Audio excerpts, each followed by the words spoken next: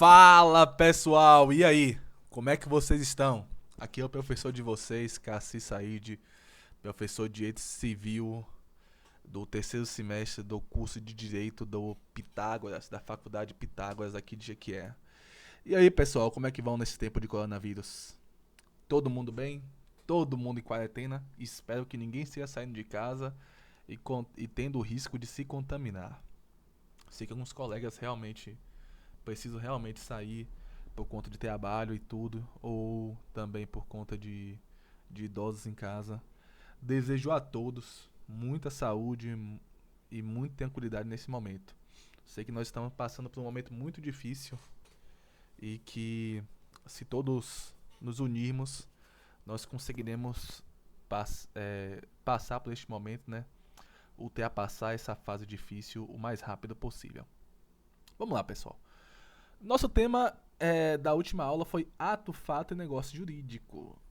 Mas nossa aula tem muito tempo, não é? Vamos ser bem honestos, tem um tempinho já. Eu acho também que vocês já esqueceram até um pouco assim da última aula, né? Pois bem, pessoal, eu vou retomar a última aula. Eu vou falar um pouco, além do assunto da última aula, vou falar um pouco de classificação de negócio jurídico, assim como representação e invalidade de negócio jurídico. E aí eu passarei uma atividadezinha para vocês, entendeu?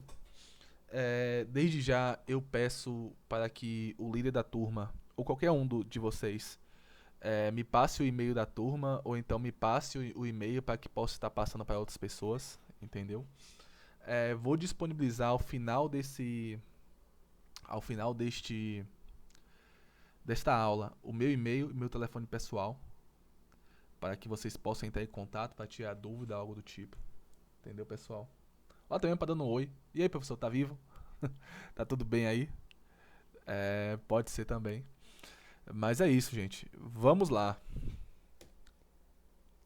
Na última aula a gente começou da seguinte forma: o que era fato e o que era fato jurídico? Vocês lembram disso? Vocês lembram que eu falei assim, qualquer evento da natureza era um fato. Qualquer coisa que acontece ao nosso redor, acontece no universo, é fato. Então, é, o direito ele não tem como dar conta de tudo isso, né? E na verdade também não nos importa. A verdade é esta. É, Ao direito não convém ficar analisando situações que não repercutem na esfera jurídica. Mas é, estes fatos, existem aqueles que têm repercussão na esfera jurídica. E estes são os fatos jurídicos. Vamos lá, pessoal, retomar aqueles exemplos que eu dei na última aula. Por exemplo, uma mosca voando, o ar-condicionado ligado, um pássaro voando. Todos estes são fatos. Mas estes fatos possuem repercussão jurídica? Tem alguma coisa a ver com o direito? Acredito que não, né, pessoal? Então, de uma forma ou outra, estes fatos não têm nada a ver com a gente. Mas vamos lá. Existem fatos que aparentemente não possuem caráter jurídico e posteriormente eles podem assumir, ou então assim, em decorrência de uma situação específica ele pode assumir. É, o exemplo é um raio, por exemplo, como é que dado aqui na explicação, no conceito trazido pelo professor Cristiano Chaves. Um raio é um raio que atinge uma casa. O raio chegou, atingiu um cômodo da casa, queimou aparelhos e tudo. Tem repercussão jurídica? Como eu falei para vocês na última aula, tudo no direito o quê? Depende. Vamos dizer que a casa tinha um seguro. Se a casa tem seguro contra raio, contra essas situações aí que são fatos da natureza, consequentemente ele terá repercussão jurídica, porque a pessoa irá acionar o seguro e, com o acionamento do seguro, irá cobrir as despesas, as consequências daquele raio. Então vamos lá, se não tivesse seguro, seria somente um fato. Tendo seguro, é um fato jurídico, entendeu? Ou então, vamos lá, vamos dar outro exemplo de fato que se torna fato jurídico. O próprio passar do tempo, o próprio aniversário, o aniversário meu, o aniversário seu, de qualquer pessoa. Quando você completa 17 anos, é somente só um fato.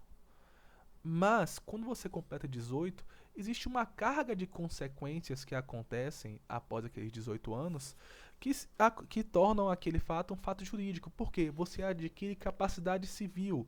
O nosso Código Civil, ele prevê que a capacidade civil ela adquira com 18 anos. Então, é um fato jurídico. Então vamos lá, vamos ler aqui o conceito aqui do professor Cristiano Chaves de Farias e Nelson Rosenwald, do livro Direito Civil, Teoria Geral do Direito Civil. Vamos lá. O fato jurídico se caracteriza pela produtividade de efeitos jurídicos, distinguindo-se do ato material, que não os produz, não estando, no caso aqui, né? Não estando acobertado pela coercibilidade. Aqui, repita-se a saciedade. Não importa a natureza intrínseca do fato, podendo ter idêntica origem. O que interessa é a produtividade de efeitos normatizados. Exemplo típico e claro é o raio relâmpago que atinge uma casa. Esse acontecimento pode ser um fato jurídico, se a residência estava cobertada com uma apólice de seguros, ou um simples fato material, se ela não estava assegurada a residência contra o evento. Vamos lá, só mais um exemplozinho, só para a gente massificar essa ideia na mente. Imagine que você tem um gado, você tem 50 cabeças de gado, e vem um raio e cai nesse gado. Mata 5. Você tem agora 45. Simples matemática, né? Mas assim, aconteceu isso daí e você é somente, meramente, um fato.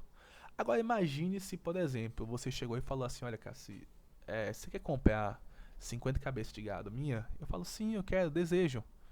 Vamos fazer um contrato. Fizemos o contrato e estipulamos que no dia 20 de fevereiro você faria até a adição, a entrega dessas 50 cabeças de gado para mim. Porém, no dia 20, por sua própria desídia, por sua própria má vontade, você que é uma pessoa má, você chegou e falou o seguinte, olha, não vou entregar a Cassi no dia 20, vou entregar a Cassi no dia 22. Tá bom.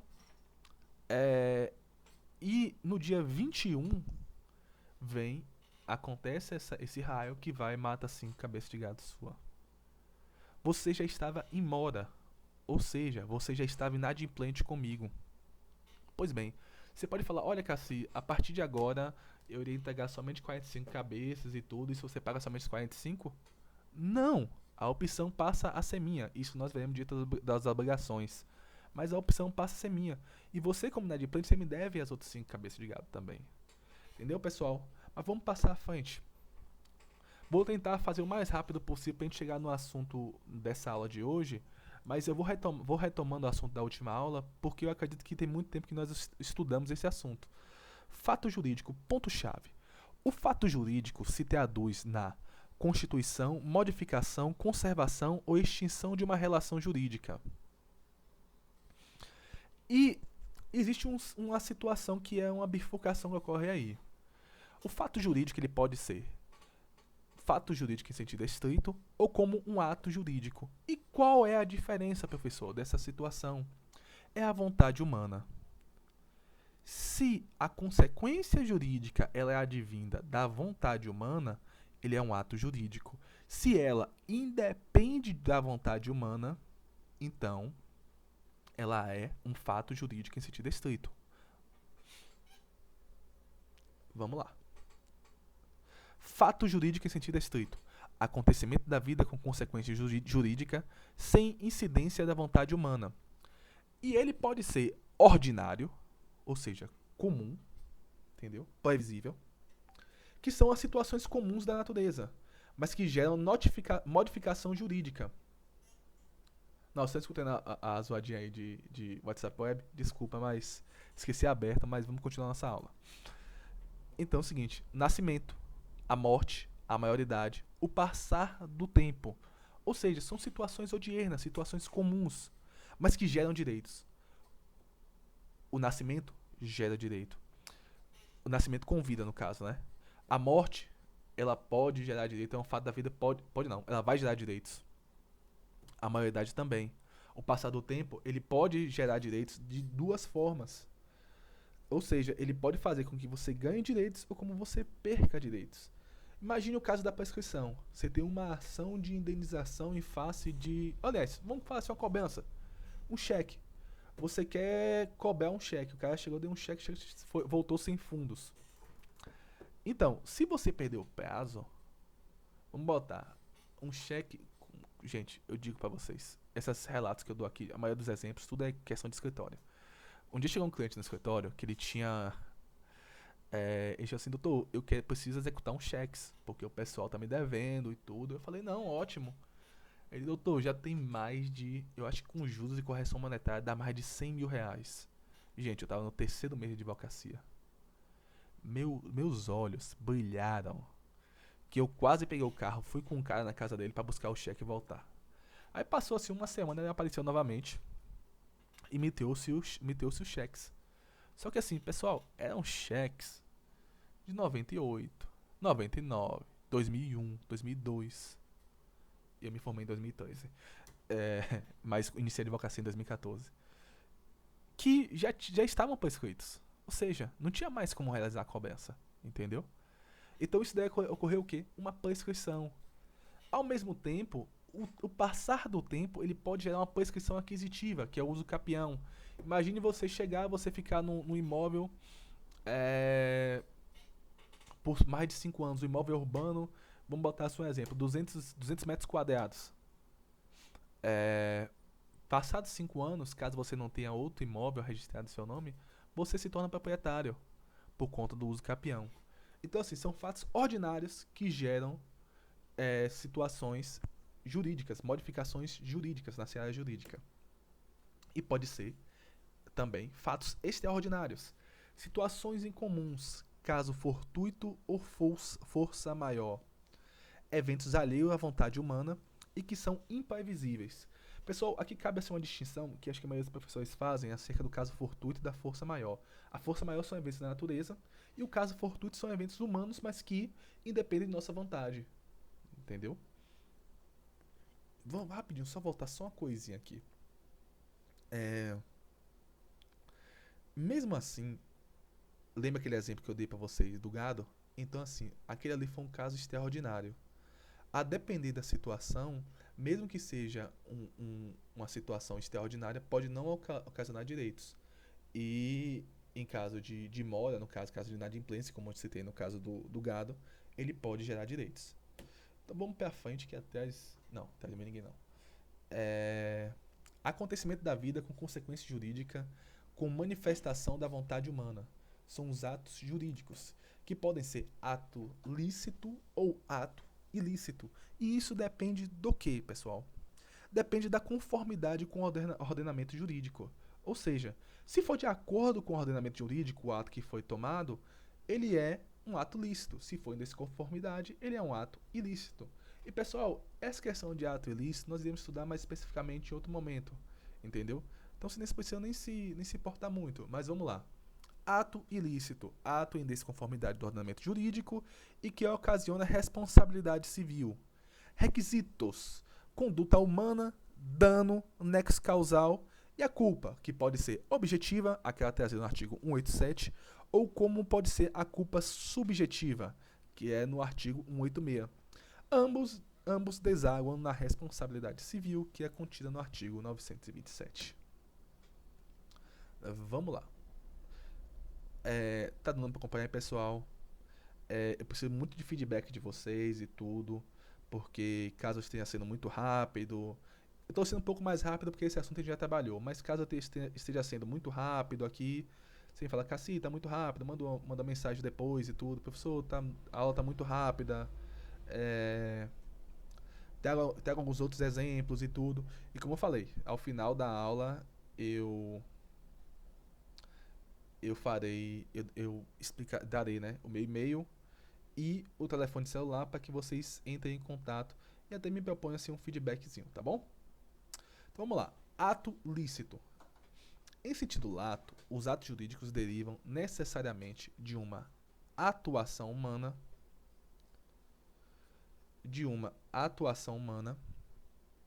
ou de uma exteriorização de vontade, produzindo efeitos reconhecidos pelo direito.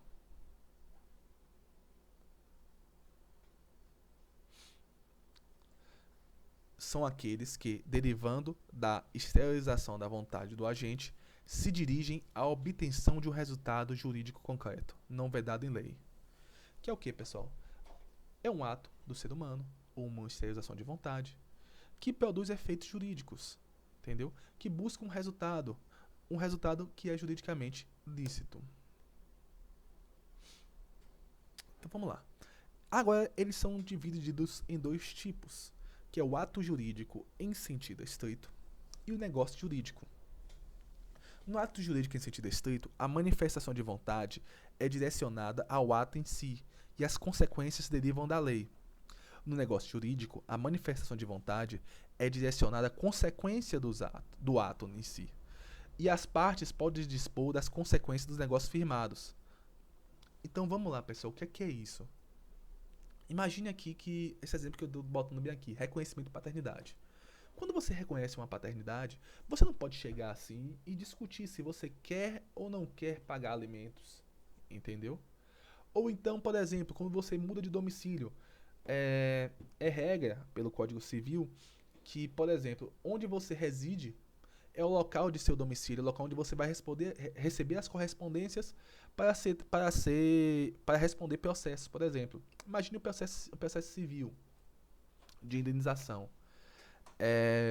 Você reside em Vitória da Conquista, mas você pensa, poxa, não, eu tenho muita amizade com um juiz lá de Jequié. Então eu vou responder esse processo lá em Jequié. É possível, pessoal? Não, gente, não é possível. Entendeu? Então, assim, são vontades que nós exercemos, mas que as consequências dessas vontades não estão ao nosso alcance. São consequências que são derivadas da lei. Já o negócio jurídico, nós estabelecemos as consequências. Então vamos lá. A compra e venda de um imóvel. Eu posso chegar e estabelecer, olha,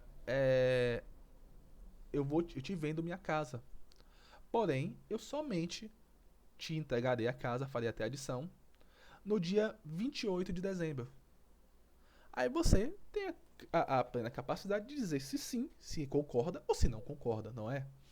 Então, essas consequências, como a entrega do bem, um testamento quando você dispõe para quem vai ficar para quem vai ficar qual bem, para quem vai ficar qual exercício de direitos, tudo isto, você está dispondo de quais são as consequências do negócio que você está firmando. Então, desta forma, você tem uma maior liberdade. O ato jurídico em sentido estrito, aqui como consta no artigo 185, os atos jurídicos lícitos que não sejam negócios jurídicos aplicam-se no que couber às disposições do título anterior, ou seja, eles também necessitam dos requisitos do negócio jurídico. E aí, pessoal, foi o que eu pedi para vocês na última aula, para vocês fazerem um exemplo para mim, resumos. Ou seja, vocês me darem um conceito, trazerem resumos, trazerem um exemplo e explicitarem um pouco.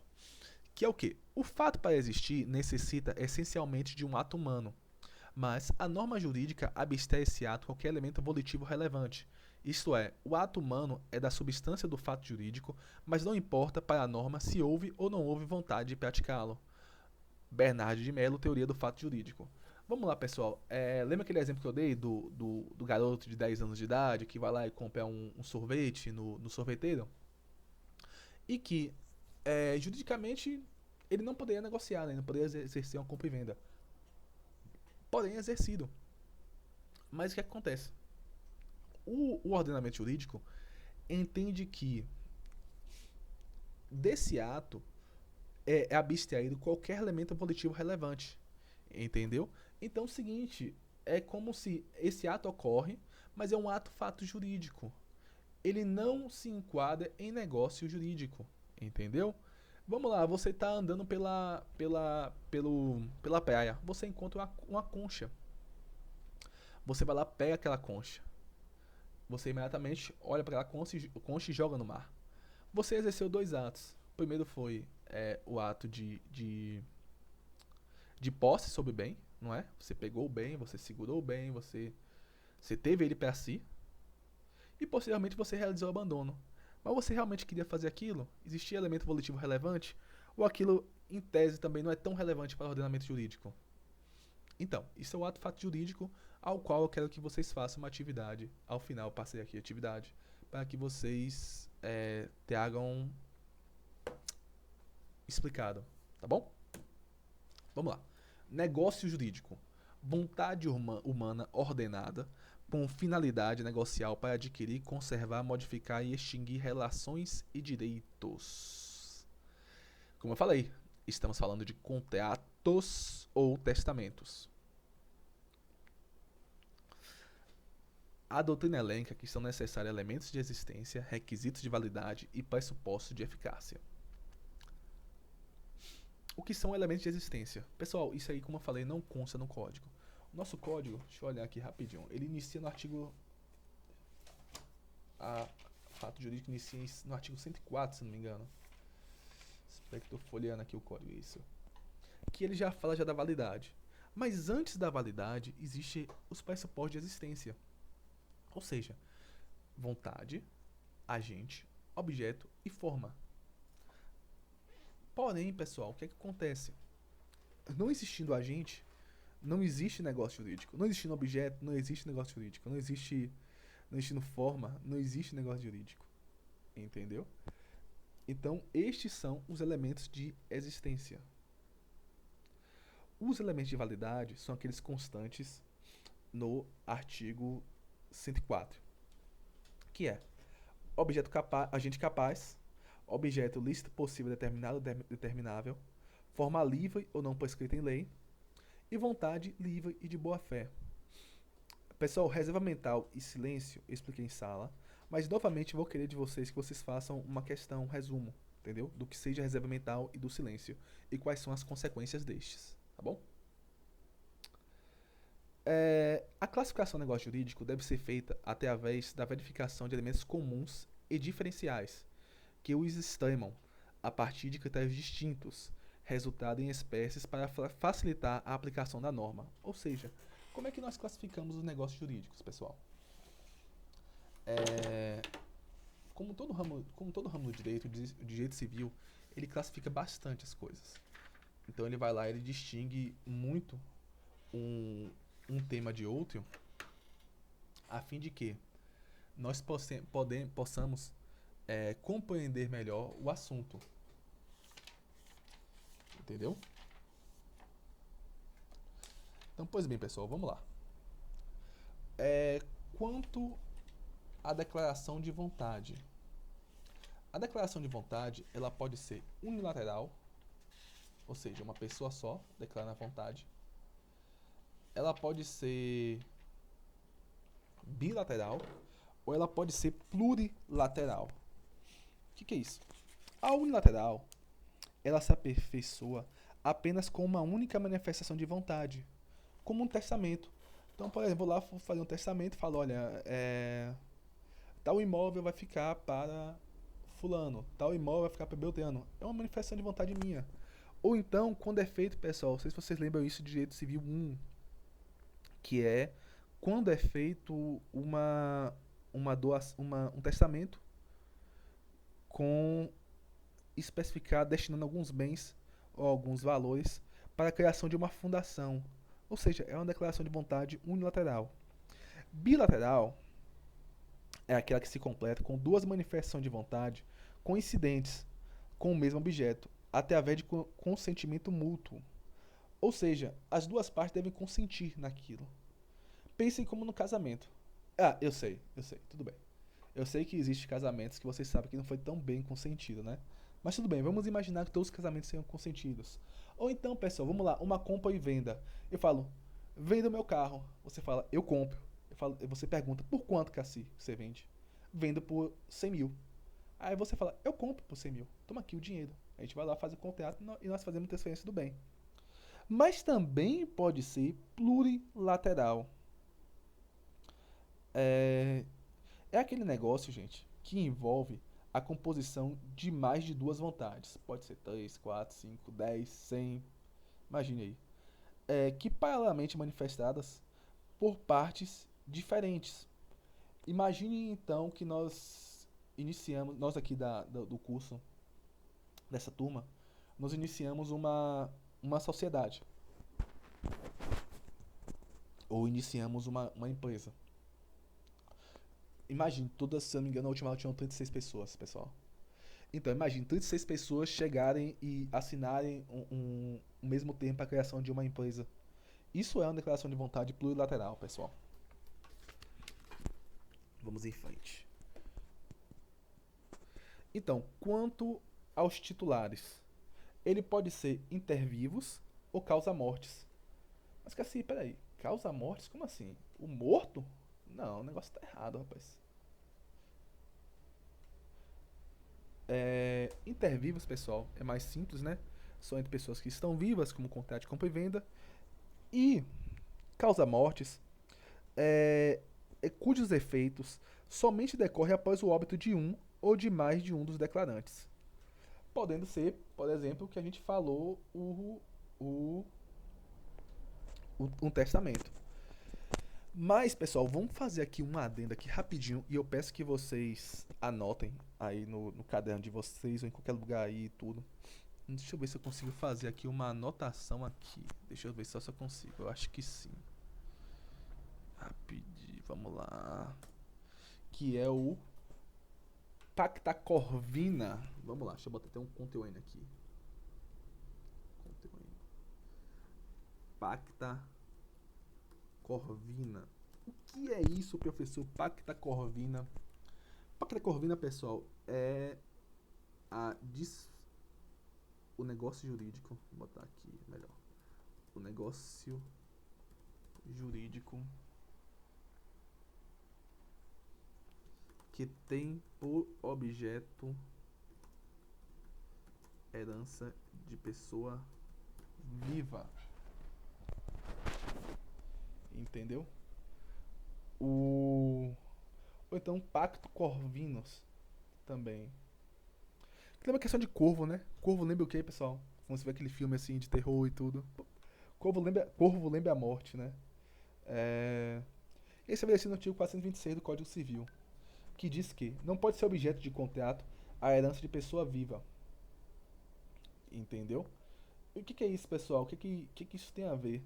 Imagine o seguinte, você chegar e falar assim, não, ó, quando... Imagine um filho falar assim, olha, quando meu pai falecer, eu farei a venda de tal imóvel. E já vendeu o imóvel mesmo com o pai estando vivo. Isso, pessoal, é totalmente vedado. Por quê? Que ao longo da história se mostrou? Muitas pessoas faziam esse tipo de contrato e visando o lucro, né? Imagine, quando morrer eu vou vender tal terreno. Então pense, poxa, a pessoa começa a passar por um problema de financeiro, não é? Aí ela vai lá e pensa, poxa, quando meu pai falecer, fulano de tal vai me dar tal dinheiro, eu vou chegar vou poder sair dessa situação. Entendeu? Inicialmente preciso dizer que esse contrato é nulo de pleno direito. Entendeu? E também porque existe um titular de um direito, né? Que é outra pessoa. E por fim, porque ao longo do tempo, como eu comecei a contar, muitas das pessoas faziam esse tipo de contrato e, consequentemente, acabavam por passar por uma situação financeira ruim e matar aquela pessoa a qual ele ia receber a herança. Entendeu? Então, deixa eu botar agora aqui em vermelho, pessoal. Deixa eu botar agora aqui em vermelho. Aqui, vermelho.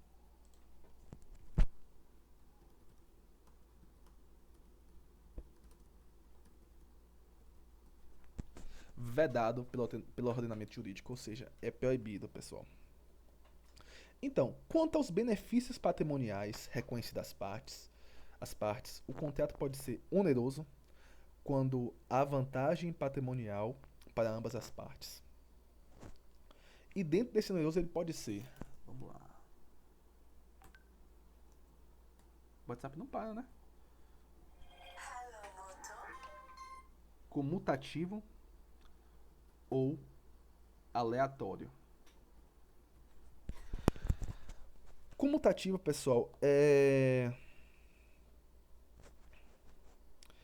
quando há prévio conhecimento das vantagens econômicas que serão oferidas pelas partes.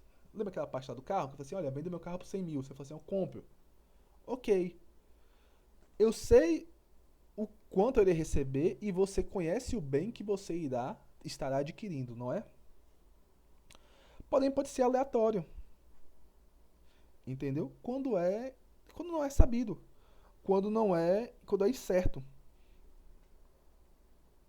Como, por exemplo, um contrato de seguro. Você sabe se você irá precisar de seguro? Não, você não tem certeza, né? Ou até mesmo o seguinte, vamos ser mais aleatório, vamos mais por questão do aleatório ainda. É, a própria loteria, né? Quando você vai lá e você faz um contrato, na verdade, né? Que se você vai marcar aqueles números, Mega Sena, quem tiver número Mega Sena e quem tiver fé na Mega Sena, por favor, pode mandar pro professor, o professor precisa disso daí, entendeu? Ou então, quem ganhar na Mega Sena, que quiser dividir com o professor está disponível para fazer a divisão. E o que acontece, pessoal? Você assina aqueles números, né? Você recebe um comprovante. Aquilo, pessoal, aquilo é um contrato, entendeu? Você está fazendo um contrato seguinte, você está se comprometendo com, acho que se não me engano é a Caixa Econômica Federal, né, que organiza, né? Com a Caixa Econômica Federal, de que, em caso de você acertar os números, ela fará o pagamento do prêmio daquela data, daquele sorteio. Mas assim, não sei o caso de você, mas meu caso nunca deu certo, né? Até mesmo porque eu tô aqui, dando aula. Aliás, acho que daria aula mesmo se desse certo, que eu gosto da aula. Mas é totalmente aleatório. Você não sabe se vai ganhar, se vai perder e como é que serão os resultados. Passando, pode ser gratuito, ou seja, em que só uma das partes oferece benefícios, como exemplo, a doação sem encargo, que é a doação pura e simples. Pode ser também neutro, que é desprovido de expressão econômica, como por exemplo, pessoal, aquela barriga de aluguel. Sabe como é que é? Mulheres que não podem dar à luz. E aí, como eu já vi várias vezes no Fantástico, acho que todo mundo já assistiu já, e todos já viu. Foi o caso daquela moça que não poderia dar à luz. E quem gerou o nenê foi o primeiro laboratório, né, que fez o encontro e do esperma com... Meu Deus, agora esqueci. Sim, vamos lá. E aí chegou lá e gestou na mãe. A gestação foi totalmente realizada pela mãe. De vez em quando assim, eu dou uns brancos desses e esqueço tudo, né? Então, ou também, pessoal, ele pode ser bifronte. Quando o negócio jurídico poder ser gratuito ou oneroso, a depender da vontade almejada pelas partes. Como, por exemplo, assim, pessoal, o contrato de depósito, que permite convenção de remuneração do depositário, que aí pode se converter em um contrato oneroso, entendeu? Até agora eu tô pensando, né? Que exemplo eu fui dar agora desse daí da barriga de aluguel? Mas vamos lá, né? Vamos lá que entra na aula de direito, não é aula de biologia, não. Continuando, pessoal. Vamos aqui, deixa eu só me situar.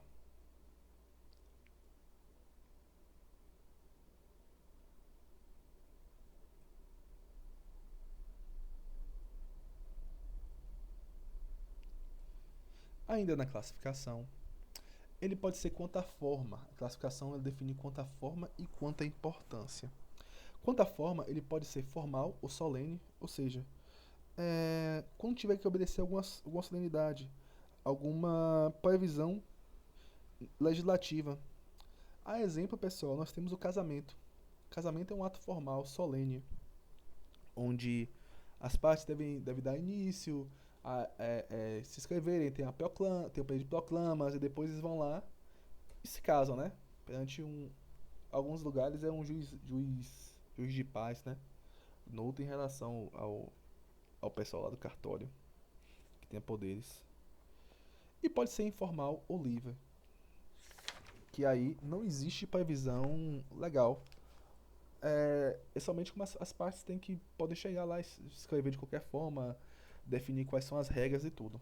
A exemplo, contrato de empréstimo, a gente pode chegar a tomar empréstimo a taxa de juros, independentemente daquilo que nós ficar, não existe previsão legal, né, de limitação ou de valor mínimo.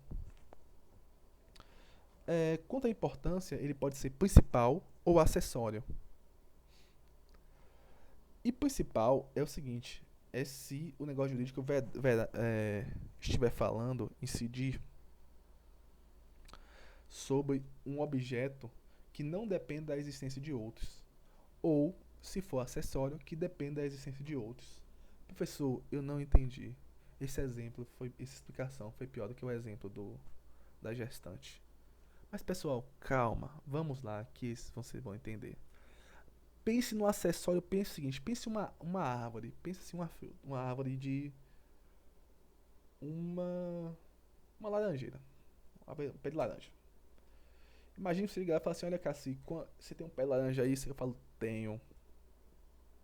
Fala, Cassi, esse pé de laranja produz quantas laranjas aí no Assaf? Fala assim, rapaz, produz umas 2.000. Aí você, pô, caramba, é muita laranja, viu, Cassi? Falou, é muita laranja mesmo. Aí você fala, olha, Cassi, então vamos fazer o seguinte, eu vou comprar sua aí essa SAF da laranja. Só que essa laranja, ele é um bem acessório. Ele tem uma importância acessória. Entendeu? Ele depende da existência do pé de laranja. Assim como, pessoal, vamos agora retomar outra ideia. Vamos imaginar um contrato. Um contrato de empréstimo. O contrato de empréstimo é o contrato principal. Ele depende apenas de si e apenas do credor e do adquirente do empréstimo. Porém, pode existir também a figura do fiador. O fiador, a contrato de fiança é um contrato acessório. Ou seja, somente em caso do devedor não realizar a quitação é que será acionado o fiador. Não é, pessoal? Então, sendo acionado o fiador, este contrato é um acessório. Ou então, pessoal, vamos lá. O pacto antinupcial. Você vai lá, você casa e fala o seguinte, olha,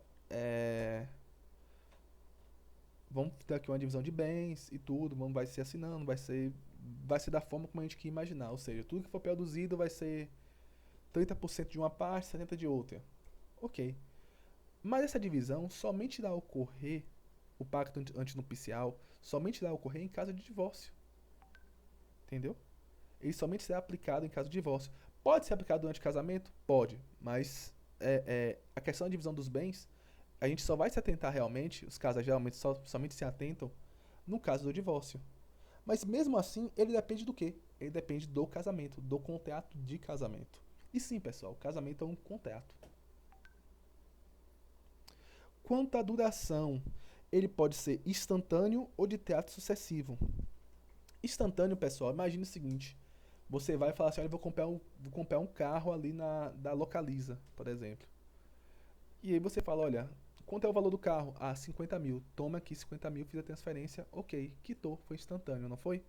Ou então ele pode ser teatro sucessivo, que é o quê? Você vai lá, pega com a financiadora passa a ser a dona do bem, né? Ela, na verdade, ela faz o contrato de alienação fiduciária com você pode utilizar o bem, mas o dono é ela, enquanto você não quitar o contrato. E esse teatro sucessivo, como é que fica, pessoal? Cada mês você vai pagando uma parcela, entendeu? Até que você quite o bem. Deu para entender legal aí? Então, assim, esse contrato, os efeitos são protegidos com o tempo, até o momento da quitação.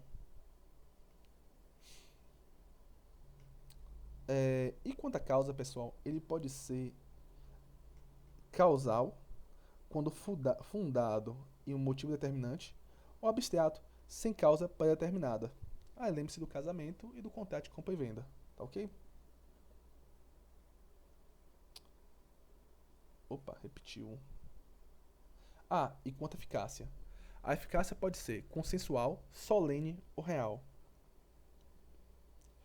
Consensual, pessoal, é que bastando-lhe para o seu aperfeiçoamento a exteriorização da vontade das partes, ou seja, é somente as partes manifestarem. Solene, quando for exigido por lei o atendimento de algumas formalidades ou solenidade, sob pena de nulidade, pessoal. E real é a hipótese em que o negócio jurídico depende da tradição, ou seja, da entrega do bem. Não é somente a questão da solenidade e a vontade das partes. Ou seja, você vê aqui que existe uma gradação, né? O consensual é somente só as vontades das partes. O solene é a vontade das partes, sendo ela regida por uma exigência legal. E o real, além das duas partes, ainda tem a questão da tradição, não é? Ok, pessoal. E vamos lá. Representação. O que é representação, pessoal? Representação é quando uma pessoa exerce direitos e deveres em nome de outrem. E sua origem pode derivar da lei ou da vontade das partes. Mas, professor, o que é isso, professor? Pelo amor de Deus, eu não entendi. Pessoal, imagine o seguinte: você tem 16 anos. Você precisa entrar com uma ação, ou aliás, 12 anos. Você precisa entrar com uma ação de alimentos em face do seu genitor. Você pode dar entrada, pessoal. Você vai lá na advogada, procura advogada, assina a procuração, você vai na audiência, representa tudo, você vai lá e fala. Não, pessoal, não é bem assim. Na verdade, neste caso, você é representado, na maioria dos casos, 98% dos casos, pela gente toda, entendeu? E essa representação é deriva da lei. Assim como, pessoal, quem representa o espólio durante o inventário é o inventariante. Ou seja, faleceu fulano. Ficaram os filhos de fulano e a esposa de fulano. A esposa de fulano, ela é a inventariante. Ela que responde por todos aqueles bens. Então, por exemplo, vamos botar que existe uma dívida que esteja sendo cobrada. Quem tem o dever de questionar a validade daquela dívida é a pessoa do inventariante e não mais ninguém. Deu para entender? Porém, pessoal, existem outras situações onde a representação ela depende da vontade das partes. Ou seja, fulano de tal quer conceder o direito de Beltrano de representá-lo. Entendeu? É... Opa, teve alguma coisa de errado aqui. Pulei demais. Então vamos lá. A representação, pessoal, ela se constitui por meio de uma procuração de um mandato ou não, depende muito da situação. Isso daí já será a questão para vocês. Em que uma pessoa ela é representada por outra, entendeu? Então, desta forma, a outra pessoa exerce os direitos, realiza negócios jurídicos por meio de forma interposta, por agente interposto. Cassi Said é muito amigo de Bruno e Cassi precisa comprar uma casa em Salvador. Mas, neste momento, Cassi sabe que fará uma viagem para o Mato Grosso. Pois bem, pessoal, Cassi vai lá, passa uma procuração para Bruno vai lá e realiza a aquisição do bem. Neste caso daí, ocorreu o quê? A representação. Ou seja, Bruno representou Cassi na realização de um negócio jurídico. E isso daí, pessoal, é bastante comum, entendeu? É bastante comum. É muito, muito utilizado no direito. Acho que todo mundo já conhece a situação dessa, não é? Só que o representante ele possui uma aparência de boa fé. Ou seja, a representação voluntária ela não se pode afastar, pessoal, da questão da notoriedade, da aparência.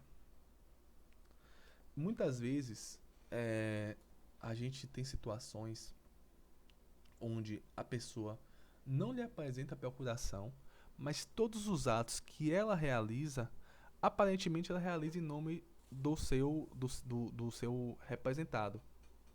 Isso aconteceu comigo lá em Vitória da Conquista, quando eu estava, quando eu aluguei o imóvel, é, para residir junto com os colegas.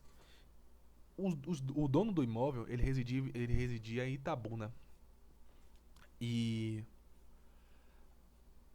ele possuía um representante, que era uma mulher, e que ela residia em Conquista. Então, todos os problemas que nós tínhamos com relação ao imóvel eram resolvidos com ela. Então, nunca pedi a ela nenhuma procuração, que apresentasse procuração ou nada.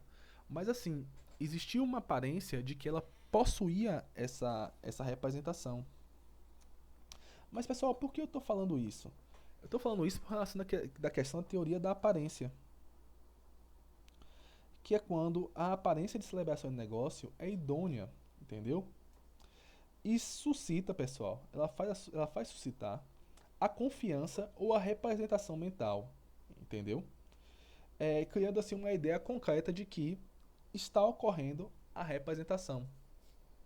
A exemplo disso daí, nós podemos falar, esse exemplo que eu dei, mas além disso, pensa assim, uma pessoa que chega com uma roupa da Coelba, que ela vai fazer uma análise em sua casa. Automaticamente, somente por aquela roupa dali, você já identifica a pessoa e você já imagina que ela seja funcionário, não é? Pois bem, isso pode dar errado algumas vezes, né? Mas assim, é, é bastante importante que saibamos dessa questão da teoria da aparência. Imagine, por exemplo, um vaqueiro que sempre negocia o gado do seu patrão, do fazendeiro. Imagine que é o seguinte, ele chega ali e negocia uma, duas, três, quatro, cinco, seis vezes com a pessoa e posteriormente o patrão vai lá e fala assim, olha, é o seguinte, a última vez negociou mais de 5 vezes, mais de 10 vezes. Da última vez, pessoal, olha, essa última negociação que você fez aí, eu não dei autorização não. Aí você fala, ué, caramba, mas eu negociei com o seu vaqueiro. Ele, ele sempre representou. E vamos falar que esse caso chega pra justiça. Caso chegue na justiça, pessoal, o entendimento é o seguinte: é que se de forma habitual existiu a negociação, consequentemente, pessoal, se de forma habitual existiu a negociação, consequentemente, é, consequentemente ocorreu lucro daquele fazendeiro. Aquele fazendeiro tinha ciência. Então isso gerou uma aparência de quê? Uma aparência de que